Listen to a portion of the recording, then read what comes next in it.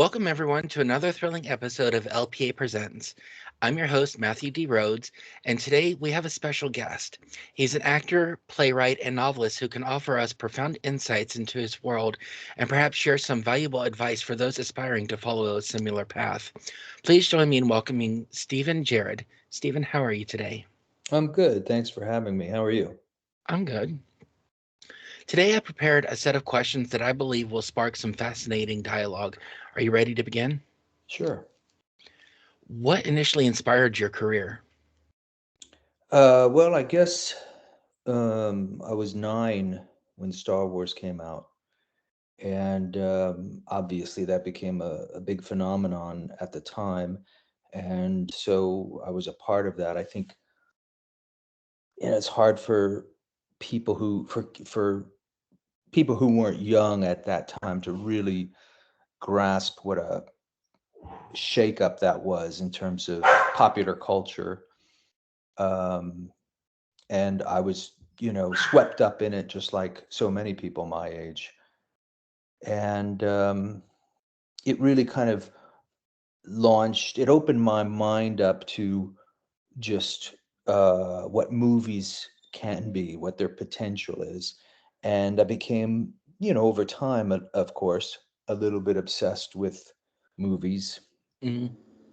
There were so many that followed that were just so exciting. Close Encounters of the Third Kind, Raiders of the Lost Ark. I mean, there was just so many. It was a great time to be uh, that age.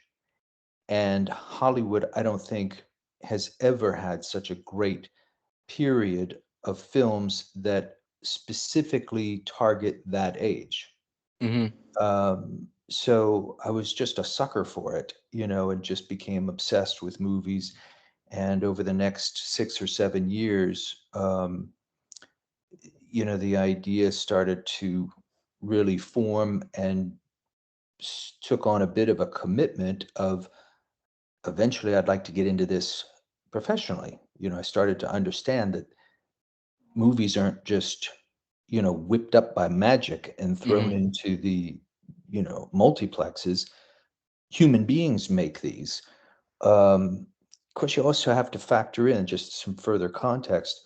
This is long before the internet, so you didn't know anything about movies. Mhm. You hardly ever saw actors outside of movies and TV. They didn't have, YouTube and all this. You didn't even have serious movie magazines back then. Nothing. It was very hard to get any information about how movies were made, who made them, how these things. Um, so it was just a very different time, um, and I was hungry for as much information about it all as possible. And around the time that 1984 hit, and I saw Indiana Jones and the Temple of Doom, I remember walking out of that movie and saying, "That's it. I'm definitely going to get into this business." And it was about 5 years later, almost to the date, I was in Los Angeles, and trying to get started. It was with the advent of the DVD that people actually got to see more behind the scenes, and that's one of the things that even compelled me to want to get into creating movies. Hmm. Yeah, I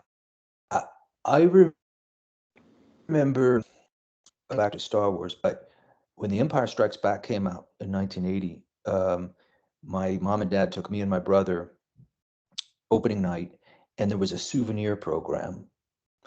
I still have it to this day, and it was eye-opening because I got it and I flipping through the pages, and really for the first time ever, I'm seeing behind the scenes photos. And it suddenly it occurred to me, that this is a craft, that these are professionals. People make these things. I didn't think of it that way before.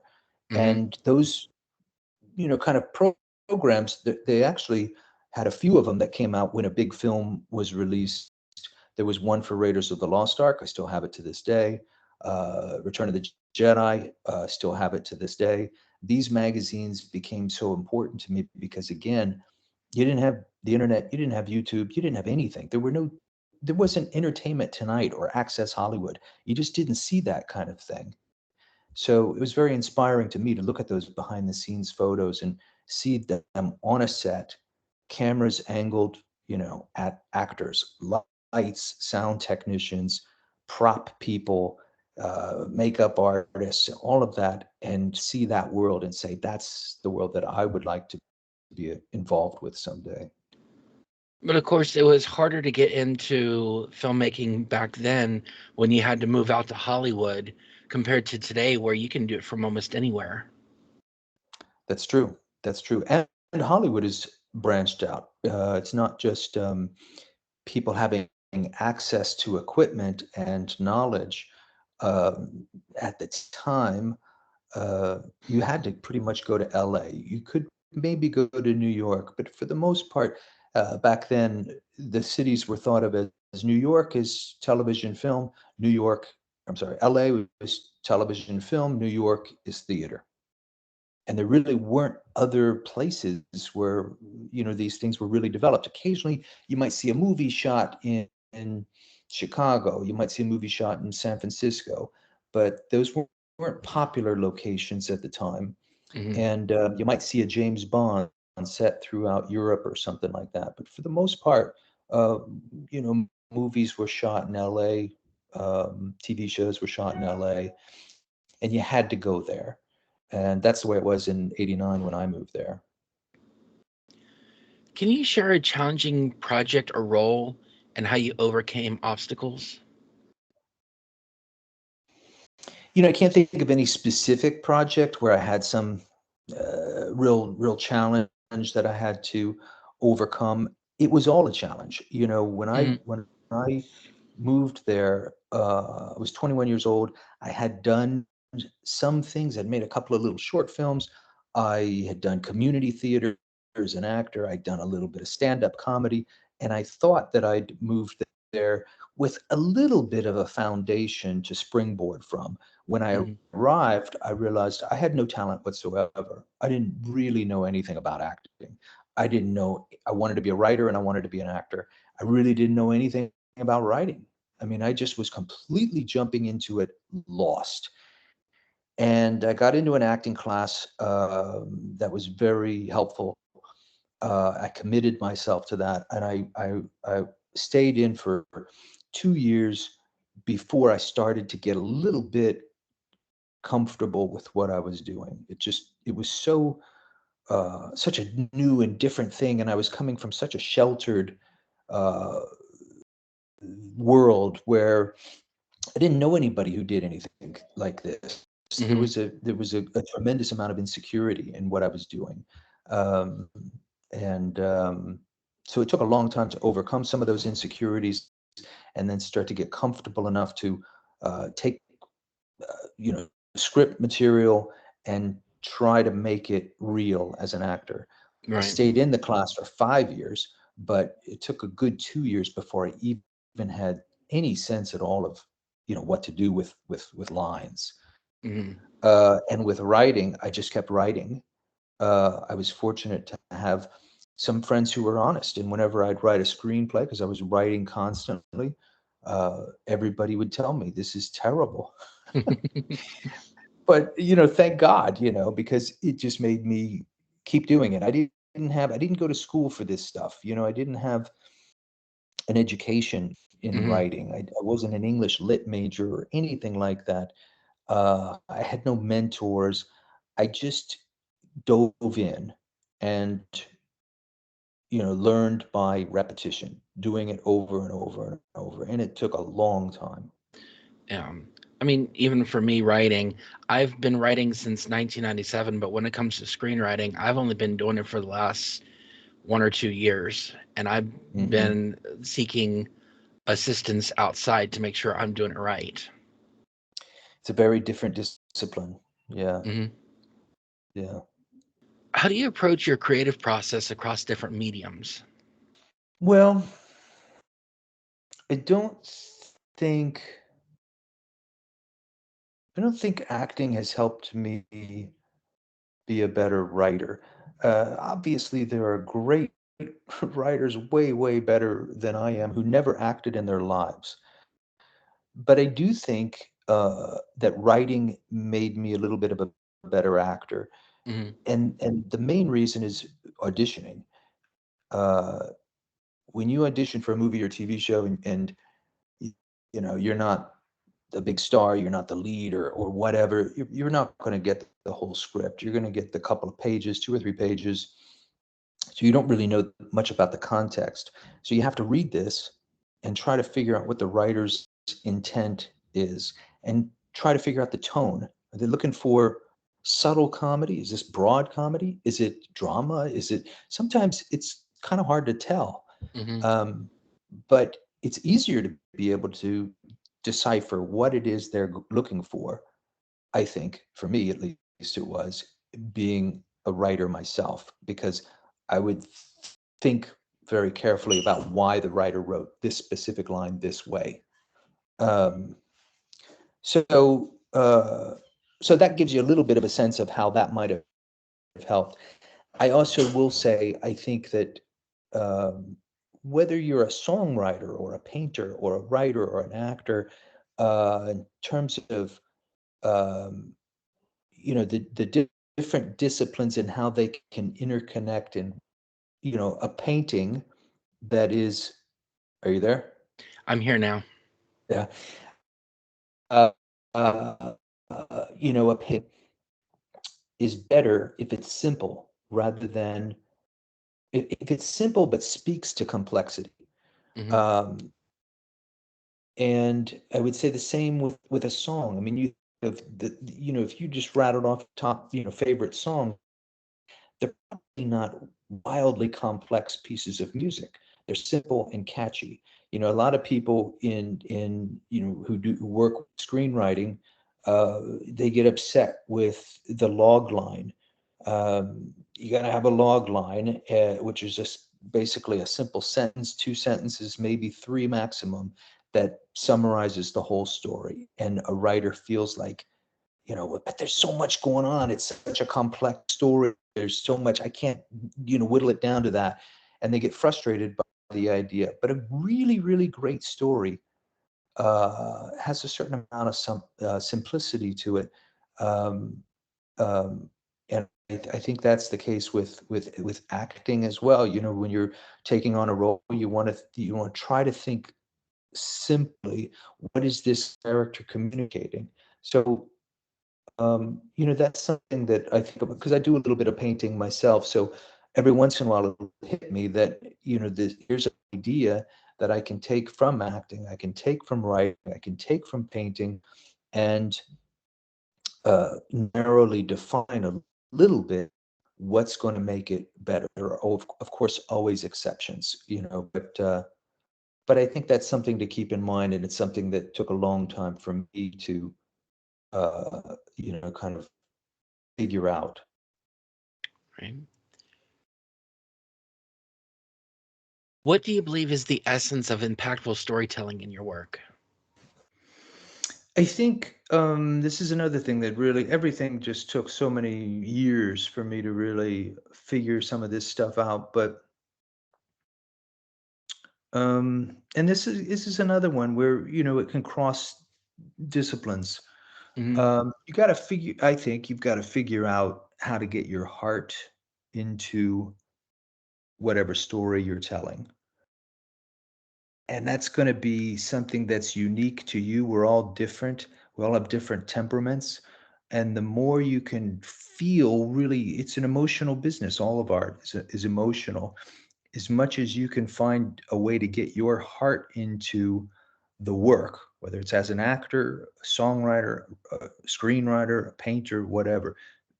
If you can find that, it's like a tunnel or something that you got to dig through and create toward having an emotional experience with the work.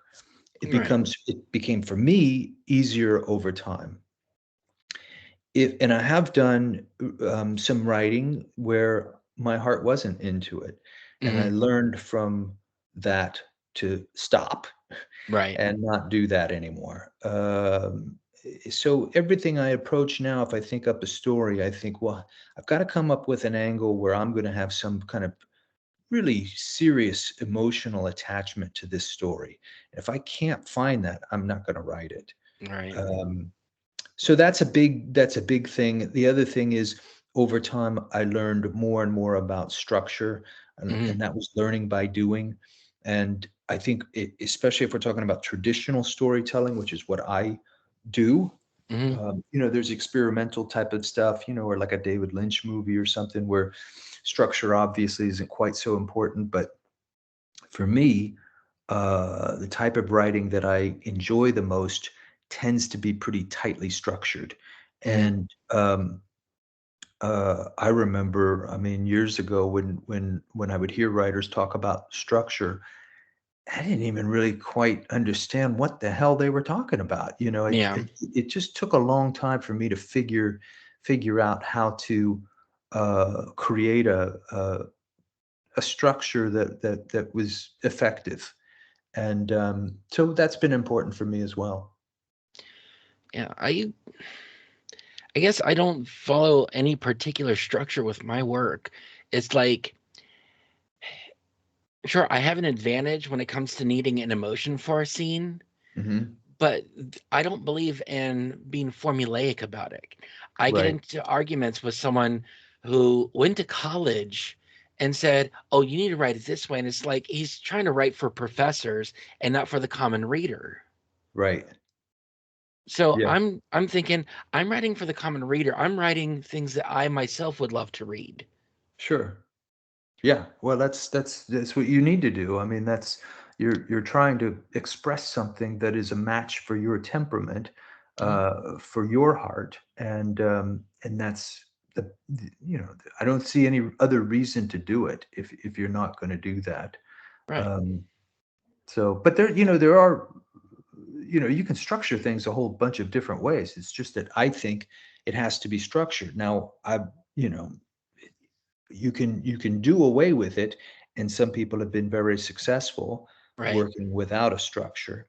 I just think I don't want to I don't want to make it a labor for the audience. And there are right. certain things that do work that Hmm. some people might call a cliche, but if you're clever about it, you can use a cliche to your advantage. You just have to find a way to pull off that cliche in a way that surprises people. Hmm. What advice would you offer to newcomers trying to break into the industry?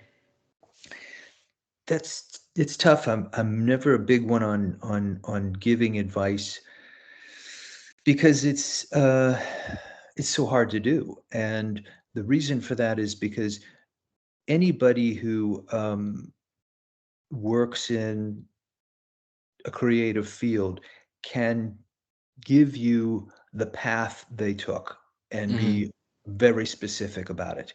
And Right, you can follow that path exactly as they did and have a completely different result. right. And that's because, there's a lot of luck involved, and, there's no one way of doing it.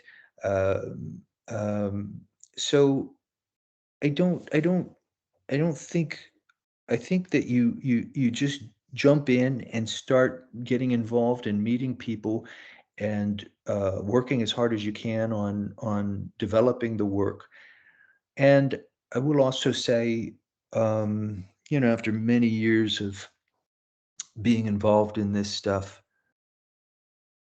I knew a lot of people when I started, and I think some people go down the wrong path by looking for fame. Hmm. The fame seekers that I knew when I started out didn't last. Right. You can become you can be a fame seeker, and boom, something happens and you become famous, but it's probably not going to last, because the people who last, the people who are in the business for a long time, they love the craft, they love Hmm. the work. Right. And so, if I was to offer any advice, it would be to ask yourself why you're doing this, why you want to get into it, and be honest with yourself. I mean, I've talked to writers, who years ago, would they would be like, well, if I'm not going to become a bestseller, I don't see the point in doing it. Ugh, Or if I'm not going to, da da da da, then I just don't see the point. And it's like, well, if that's the goal, if then, I mean, come on, you just want to look at the New York Times bestseller list and see your name, or do you really love writing? If you love writing, then you should be writing and not even worry about that kind of stuff. yeah. I mean, I love to tell a story. I love to entertain, and sure, I look for a little recognition, but just getting one or two people to tell me, how much they enjoy my story and actually want to hear, see, or experience more, it inspires me to keep going. Sure. It Yeah. just takes one or two people. Right. I totally agree. How do you aim to inspire others through your work? I just don't even think about that. You don't? I want to inspire myself. I don't think about what is somebody else going to get out of it. For the most part, it's like, I just want a story that I can, I'm old fashioned, Mhm. and so a story that makes me laugh and cry, or, feel something, um, is what I want to write when I'm writing a story. And if I feel that way when I'm reading it, I've succeeded. Yeah, And if other people, jump on and read it and they get something out of it, that's, as you said, it's very meaningful. It's a great feeling. But I don't think about that when I'm writing. I only think no, about, how am I reacting to this? right. Because if there's no emotion in the writer, there's no emotion in the reader. Right. Right. Looking ahead, what are your aspirations within your field? Well, um I've had books published by a small press publisher, and I've had plays done, but I've never had a screenplay that I've written made into a movie. And I've probably written over the years, uh, I don't know, somewhere between 25 and 30 of them. Now, most of those were not good Yeah, because I was, trying to do something that I didn't know what I was doing for a right, long, long time, many, many years. I've probably got five out of all of those scripts that are good, and those five were probably written in the last, 5, 6 years. hmm, Um, so I would love to see one, even just one, made into a movie. yeah, If I could see that happen, I think I would just feel a great sense of satisfaction. So my aspirations really don't go beyond that. I certainly don't think about, like fame or fortune or right. whatever. How do you balance artistic integrity with commercial considerations?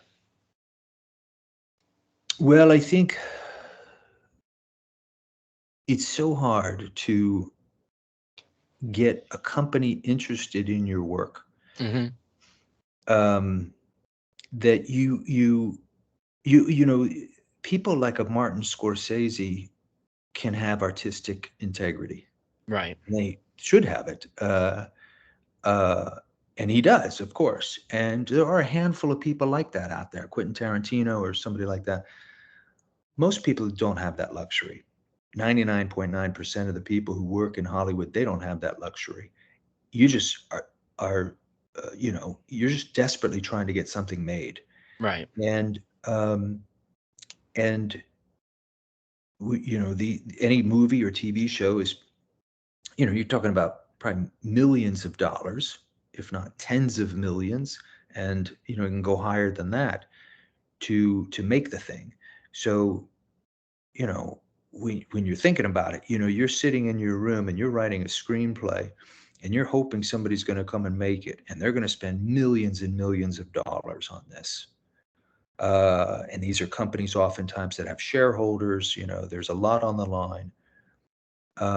When they take your work and they want to make it into a movie, you're best respecting their demands Hmm. and their wishes and working with them rather than, you know, I used to talk to people, who kind of perceive the money people as the enemy. Boy, they're your best friends in the world. They're going to take your fantasy that, you put time into and turn it into a reality. They're going to make it Hmm. into a movie or something. So I just don't think it's a big struggle between artistic integrity and commercial considerations as far as, trying to get something made, trying to get something done. And a lot of those people, when they have commercial considerations, um, they're kind of trying to make you successful as well. Hmm. And so, I think, you got to listen to some of these people. Um, I don't know. That's the way I feel about it. I mean, as I mentioned, I do a little bit of painting. I'm not great. I'm not interested in pursuing galleries or anything like that. That's an area where I can do whatever the hell I want. Right. And I don't know, nobody's going to tell me to do something different. Nobody's going to say, I really think you got to do the background green instead of red or whatever. Movies, as a writer, or my books, even, of course, you have publishers and you have editors. Everybody's going to have their input. Plays, you have theater companies, directors, da da da da. And it's a collaborative effort. So Hmm. you need to get along, and you need to get, in order to get the thing made, get the thing done, and you're going to compromise yourself, as you should, to get it made. Right. And artistic integrity, maybe find that on your own in some other area. Yeah. Not to say you should just give up everything, but keep in mind, if you write a love story and at the end, uh, guy asks the woman to marry him, and that's your story, and you think it's beautiful, you think you're passionate about it, you're not going to end up in a situation where the producer says, I think at the end he pulls a shotgun and blows her head off. It's you're not going to be dealing with that kind of Right. artistic integrity issues where, you really really have to compromise yourself and create something out of your work that you never intended to create. It's just not going to happen that badly. No, I expect that as a writer, what I write is not going to be concrete. There's going to be events on set that's going to change some of the aspects of Mhm. it. There's going to be some consideration from the higher ups that might have suggestions that we could follow, but it's not going to be a static shot for shot for shot of what the script want is calling for. Mhm. Yeah, I mean, I know screenwriters who, lament that they're not even allowed on the set. You can't even you're not even going to be invited to get to the set Hmm. because they think you have the potential of slowing them down. Now, some people, I've been on sets with the writers there, but sometimes you're not even invited. They just buy it and they go and do whatever they want to do. They may come to you and want some rewrites on something, but that again is all you doing that on your own, turning it in, and Right. not stepping foot on set. Hmm. If I don't have to step on set, I'm fine with that. Enjoy writing. Hmm. I'm a homebody. Hmm. Can you describe a moment when you felt your creativity was truly challenged? Um, I did have um, a situation uh, years ago where there was a guy who he was a producer. He knew a lot of the development people at the studios, and he super nice guy, smart guy, and we came. I don't know how close we actually came, but the script, that I'd written, he got it over to Disney, and there was a lot of favorability of the script, but it conflicted with something else they were made, and it blew up. So I had another idea that was a broad comedy, and he liked it. And because of my temperament, I wrote it as kind of a sweet story with a lot of broad comedy in it. Hmm. But he identified that there was something in the story that kind of seemed to be marketed toward like a college age demographic. Hmm. And he wanted some changes to make it more edgy, a little bit more college age humor, right? Hmm. And he wanted me to make these changes, and he had suggestions, and I, wanting to get the thing made, was trying to fulfill his wishes. And in the end, it kind of blew up, and he was the one who pulled out and said it's just not funny anymore. And uh I felt like, well, you know it was funny before. You Hmm. liked it a lot before, and it had more of my own personal temperament, my spirit. And I thought it was a loss of a good script, but I'm sure he was right in how it would be perceived. If he hadn't done it, somebody else would have said, you got to kind of, bathroom joke this material up a little, Yeah. Um, but that was an issue where I felt like, it was hard on me because my creativity was stifled, and Hmm. it hurt the thing. And I put a lot of time into it. In the end, he kind of did me a favor because it was one of those circumstances where you learn by doing. And it was that point where I said, I wrote this with the idea in mind that this isn't really a kind of movie that I would go see, but it was a Hmm. good idea, and I Right. thought it could sell. And so I wrote it, and I put a lot of time into it because I thought it had market value. But my heart, was I put my heart into it, and but yet I put my heart into an idea that I thought was marketable, as opposed to put my heart into a story that I really would love to see. Right. And so it was my fault, but it was a good thing for me to experience that and recognize, okay, don't do that again. Yeah. But see, you can still write something that you want and still be marketable. I mean, the last couple scripts that I did tested well with people that were reading them, but that it was something that I wanted to do. Mhm. It was a good story, pants the whole way, mind you. Mhm. But that also brings in another point. Just because people want it doesn't mean that the producers or the companies that are looking at it will want it. Because Right. what they think will sell may not be what actually sells in the long run. People may want it, but it's a give or take situation where you got to find a balance. Yeah, and a lot of these producers, they're kind of in the same boat as you, in the sense that I mean, I had producers who read stories of mine and said, I love this. I would love to see this made into a movie, but I don't know a single studio in town who's going to make it, Right, because it's not what's marketed these days. It's not what's popular these days. Audiences wouldn't know what to make of it. And you go, well, I love it. You love it, but you assume everybody else would hate it. And I don't, I say that because it's easy. I've never been in their shoes, and I don't do this. I don't measure the public's desires. And I could rattle off a whole bunch of movies that I loved that found no audience.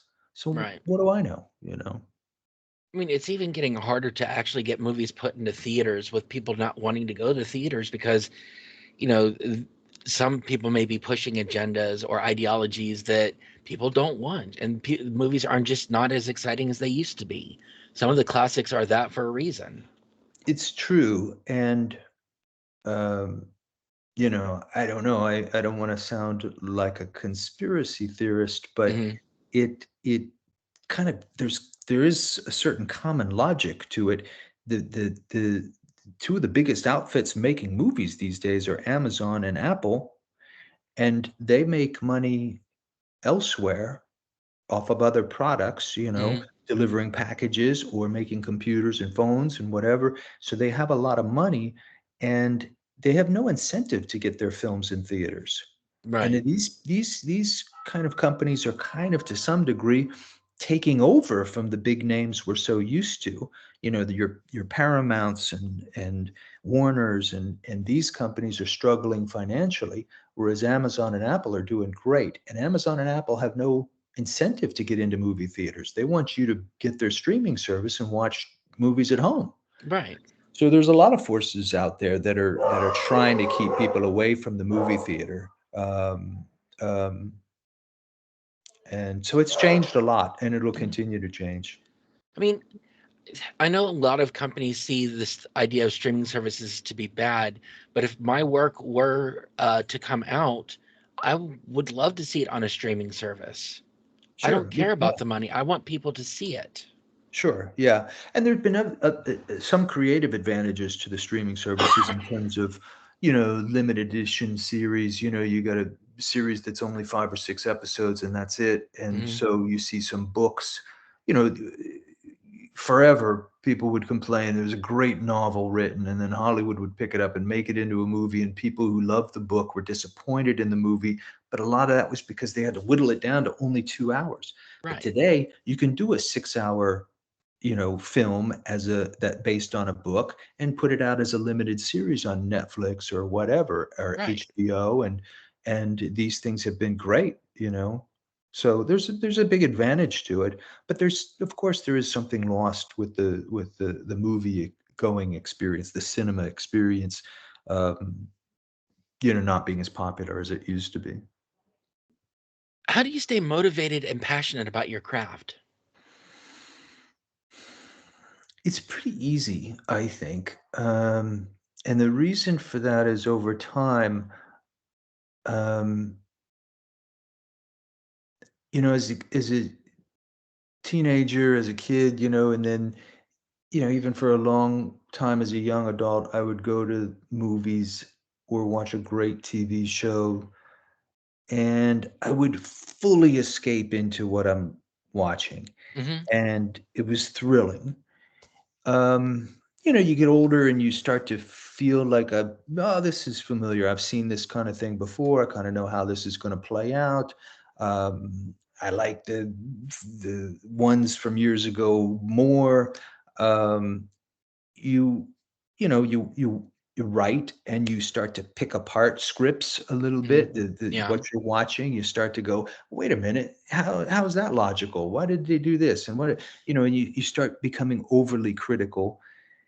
So I don't enjoy watching movies and TV shows anywhere near as much as I did when I was young. So that joy is replaced by writing.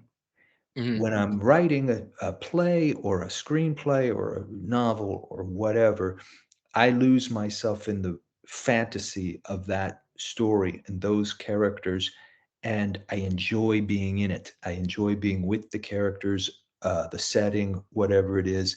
Hmm. And so it's an escape from reality that's no different from me being a kid and going to see, Romancing the Stone or something like that. So it's something I actually look forward to, sitting down and writing. I don't need something to inspire me or motivate me. I'm anxious to get to it. And I mean, it's kind of gotten to be, I don't know if unhealthy is the right word, but if I don't do a little bit of writing every day, and I try to start my day with it, because it um it sets things off with the right mood. When I sit down and I write in the early part of the day, and it puts me in a much better mood Hmm. than I would be if I skipped it in the morning. Yeah. I really love that escape, that breather from all the problems of reality in the world. Um, so I don't need any kind of motivation or inspiration. It's right there every day. Mhm. I mean, when it, going back to the whole watching things, I have a hard time watching anything because all I can think of is how it would look on a script. Mm, But when it comes to writing, you know, screenplays aside, I save those for the weekends. But during the week, I will be on Twitch writing in front of people and actually discussing different aspects that will help me also stop and think, you know, am I going in the right direction? mhm. Mm, Yeah, I don't know. I don't know Twitch. I'm not familiar with it, so I really don't know that much okay. about that or whatever. But um, when I'm watching sometimes a movie or a show, I also think about what this looked like on paper, and I always actually find that inspiring Hmm. because you're really seeing if it's good, you're really seeing something come to life from something that is born, just words on paper, and very dry. Uh, a lot of times, it's most impressive with actors. I think about, man, you watch somebody give a performance and you think about what those lines looked like on paper, and then you see what they do, and it's um, remarkable a lot of Hmm. times. And so I find that very inspiring.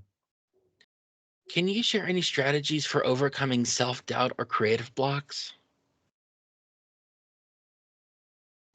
I think that I think self doubt isn't something you want to get rid of completely. Um, I live with a lot of self doubt, insecurities. Hmm. I think it kind of can be helpful because just most of the things that I've done, most of the things that I do, when finished, I look at and think, wouldn't it be nice if that was better? And so it gives you're raising the bar for yourself, Hmm. and um, there's a lot of people who are confident. You got to find a balance, between confidence and self doubt. So a lot Right. of look how many artists, writers, whatever, they had a great success, and they get really confident, and then the work starts to suffer. Yeah. A lot of times because they're just too confident, they start to think every little thing that they do is great. And so, a little self doubt can be a good thing. Yeah, it's like I don't know how many times I've rewritten and rewritten and rewritten my first novel because I always think I can make it better. Sure. It's like Yeah. the last time I wrote it, I went ahead and published it, but it's like I feel I rushed it at 93,000 words. Yeah. Well, and at some point, when it's down, when it's published, and it's done, you're best not even going back to it because you probably always feel that way. Right. I was planning on rewriting it. I'm like 10 chapters into it, and it's like, why not just let it stay and work on other projects? Right. You can always move forward and make your future project better based off of your past experiences. Yeah. Yeah.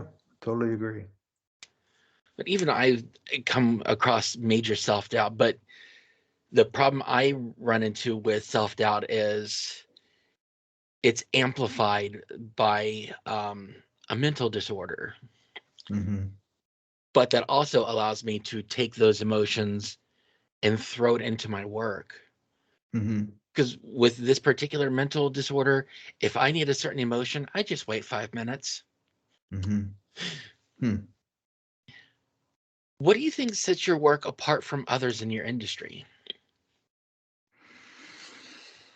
Well,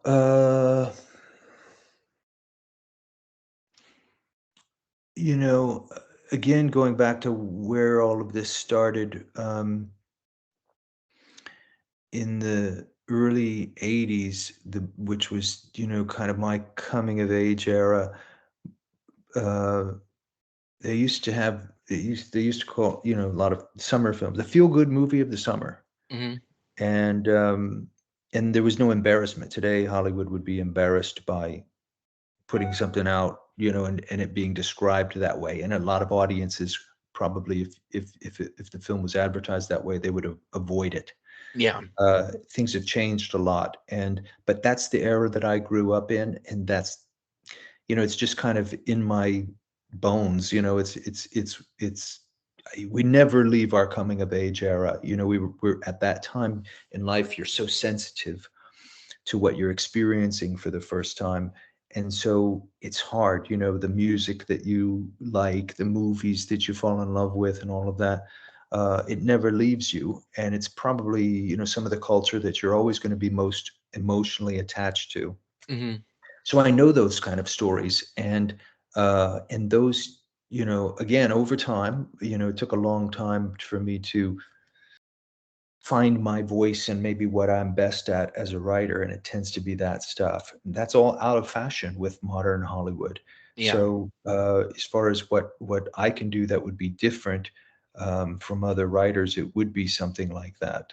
And it actually came to me as an actor. I did a part in a Christmas movie, and I didn't watch the Christmas movies that would come out. They come out with tons of them every Christmas.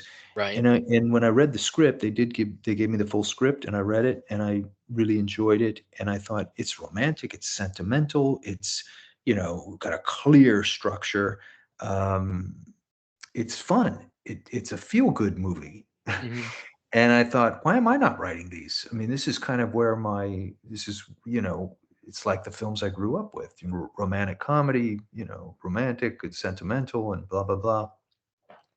So I started writing those kinds of stories, and it really felt like, I was kind of finding my voice, at least to some degree. It's not the most unique voice on the planet, Hmm. but it's a comfort zone that I have. And I also feel like, because I love old movies so much, I can write in that genre. I can write that super fast, snappy dialogue Right.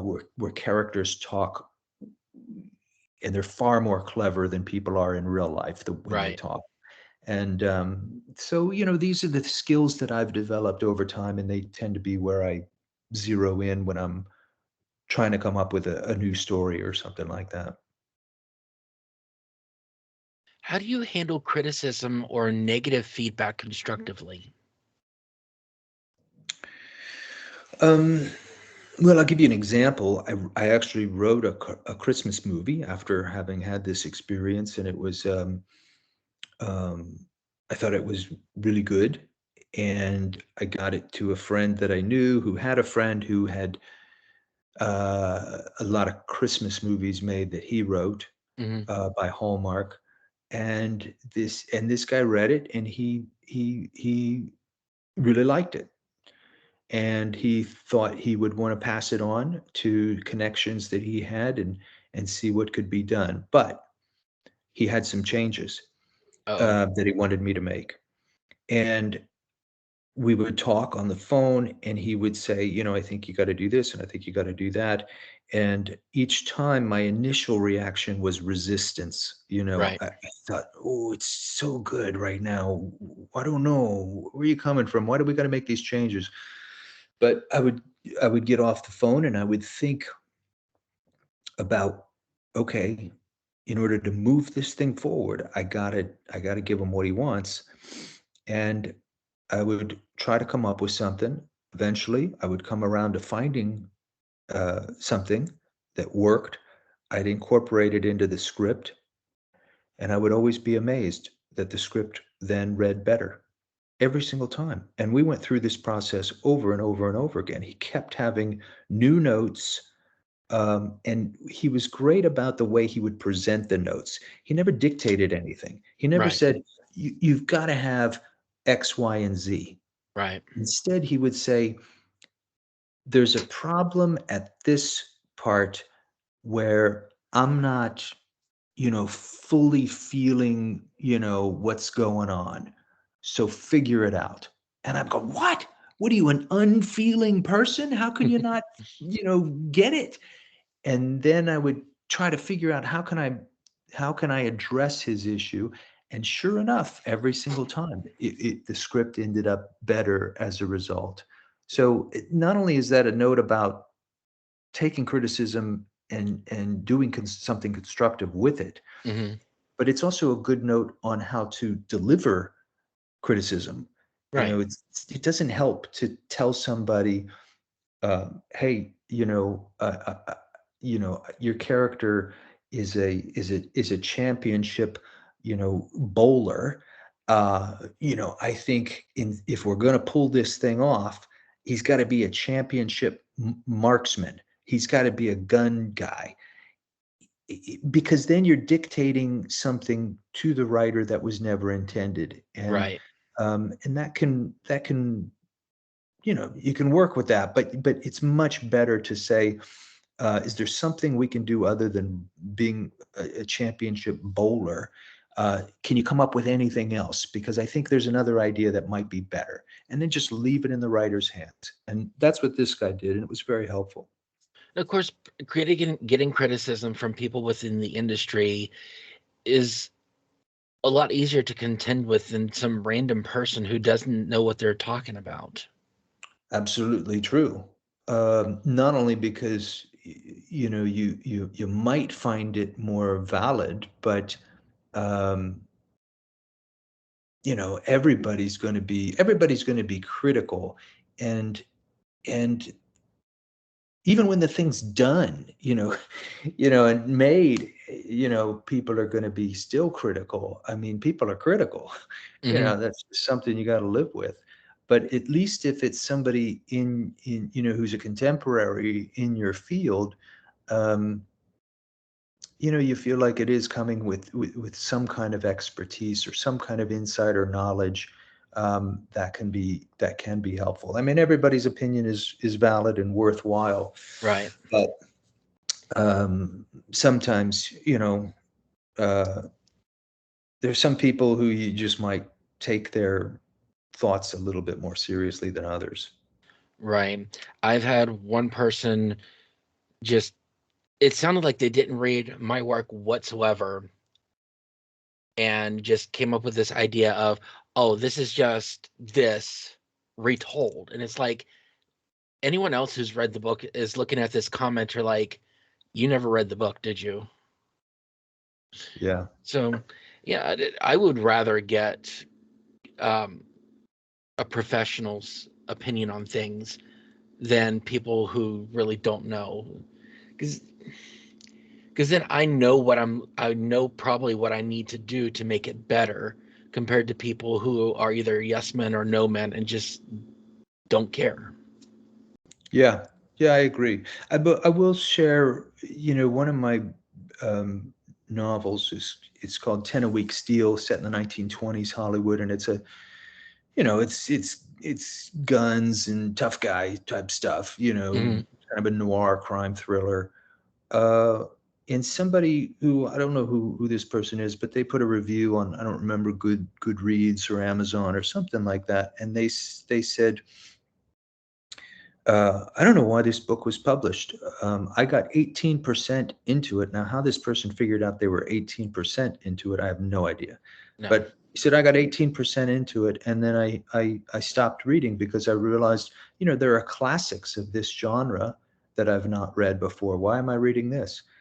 And I thought, what a weird review. But then I thought, you know, if somebody told me I have never read, Dashiell Hammett or Raymond Chandler, and there was my book, I would say, well, of course, read Dashiell Hammett, read Raymond Chandler. Don't pick up my book.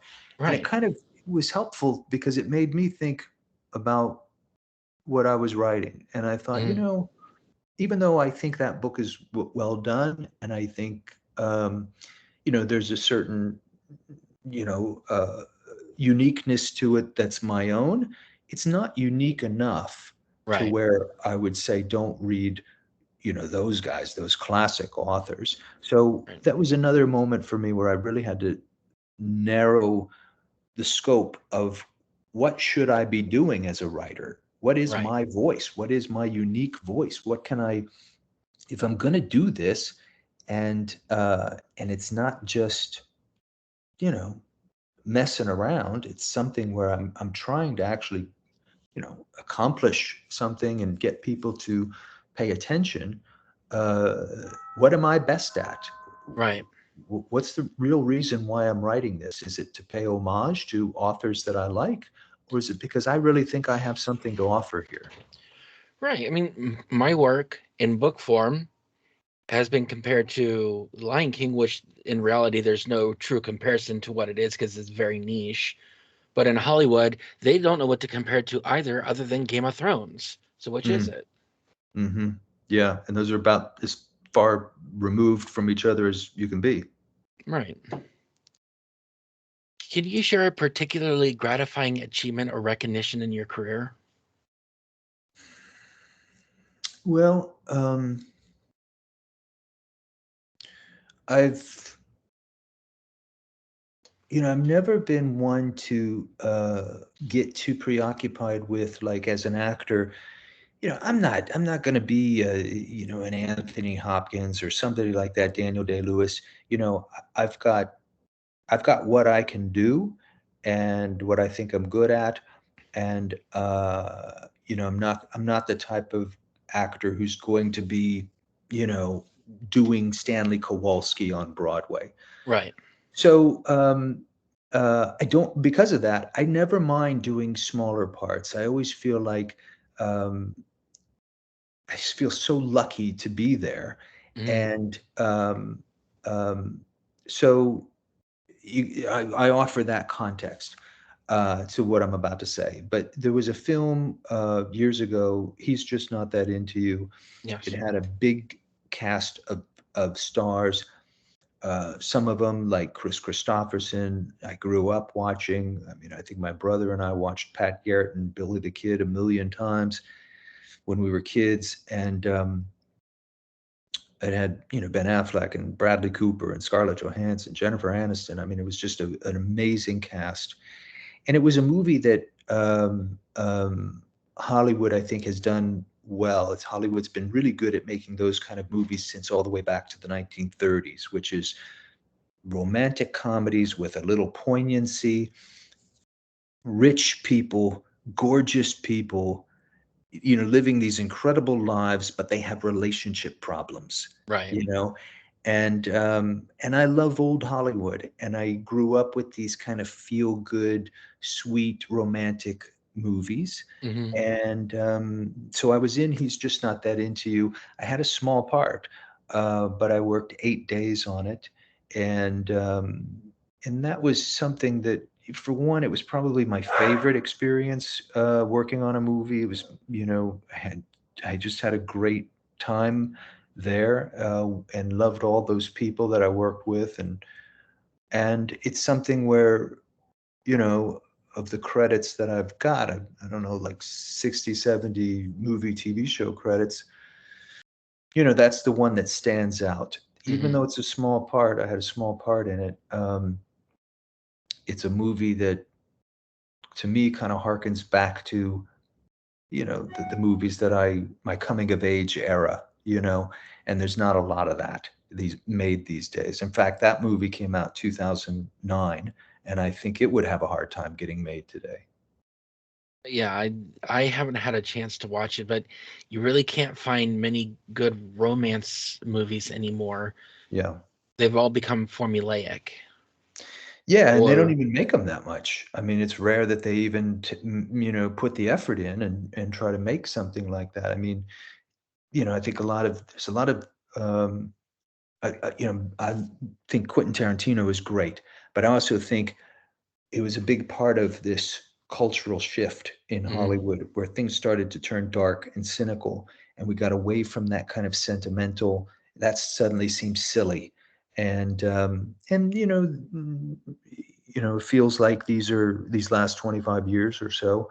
Um, there's just not a lot of levity, out there, and Yeah. so people want to see something that kind of reflects, maybe darker moods or whatever, and that's perfectly fine. But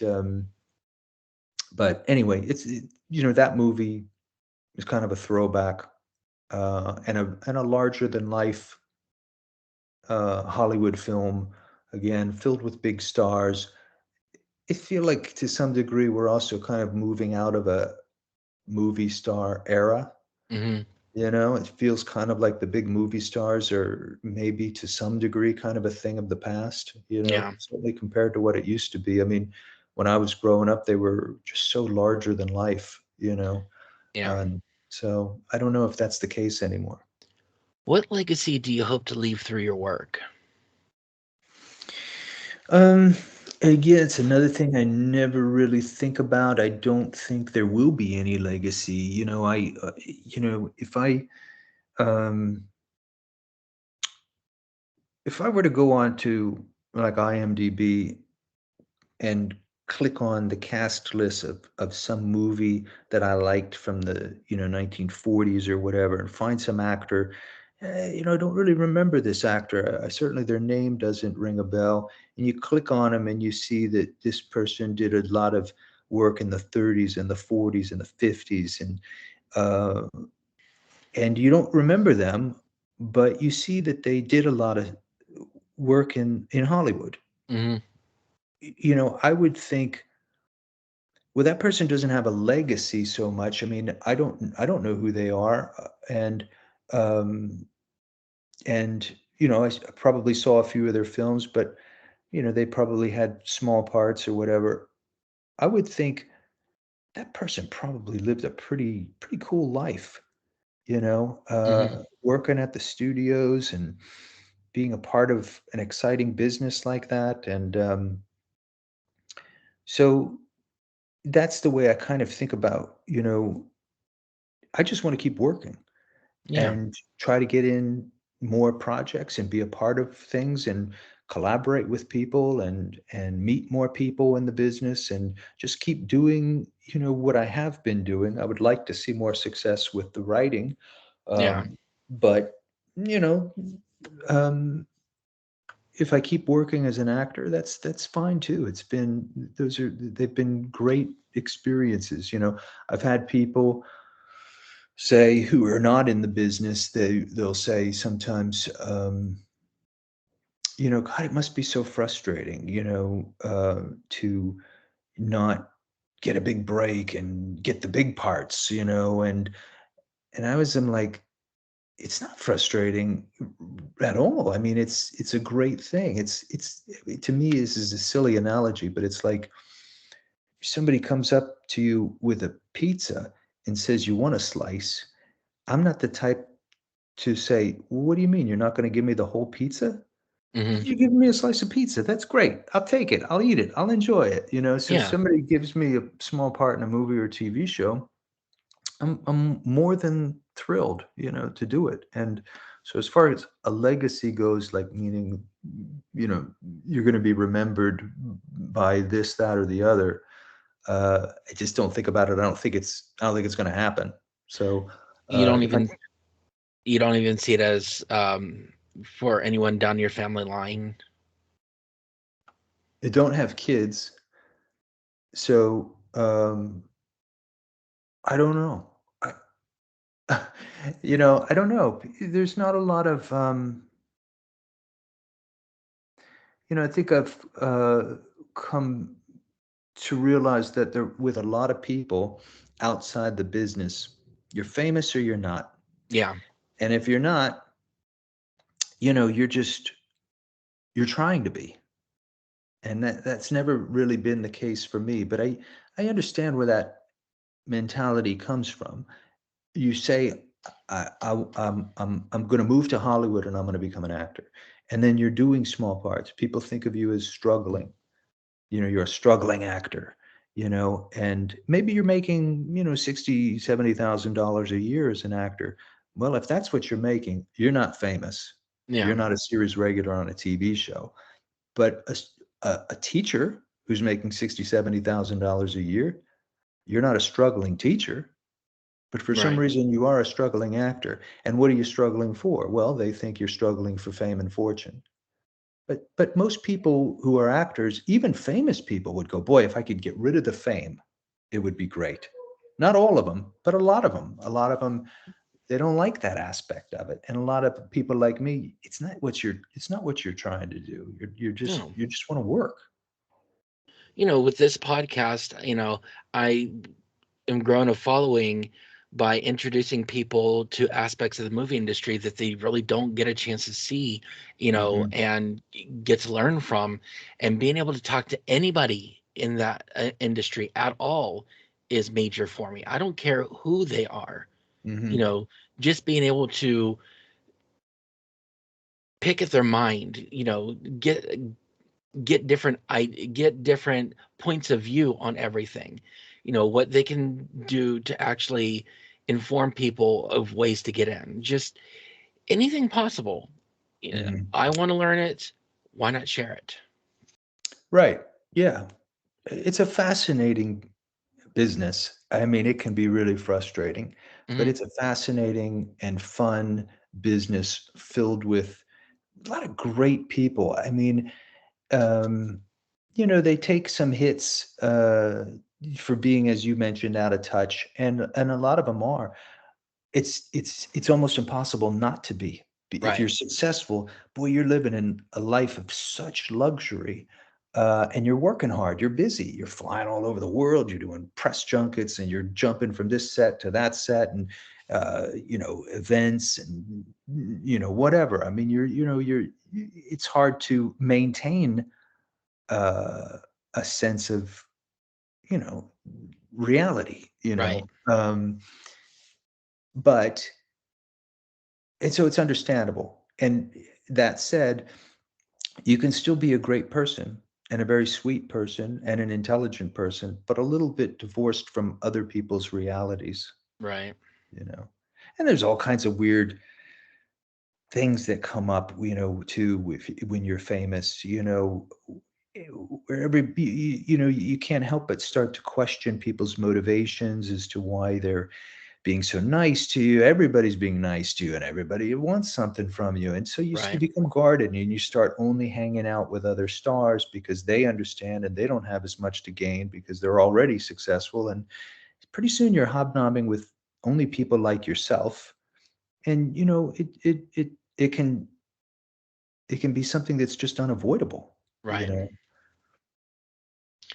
I mean, j- around here, being able to get $60,000 a year would be more than enough to live comfortably. Hmm. But that's just to me, that's something I would love to eventually reach towards, but not going to happen. Not right away. Yeah, not right away. I don't know. I don't know. And that wraps up for today's episode. A huge thank you to our fantastic guest, Stephen Jared, for sharing his insights with us today. If you're dreaming of becoming a published author or making your mark in Hollywood, make sure to tune in every month as we explore the lives of industry professionals who can offer invaluable advice. Who knows, perhaps one day we'll be featuring you on the show. Until then, stay tuned and keep chasing your dreams.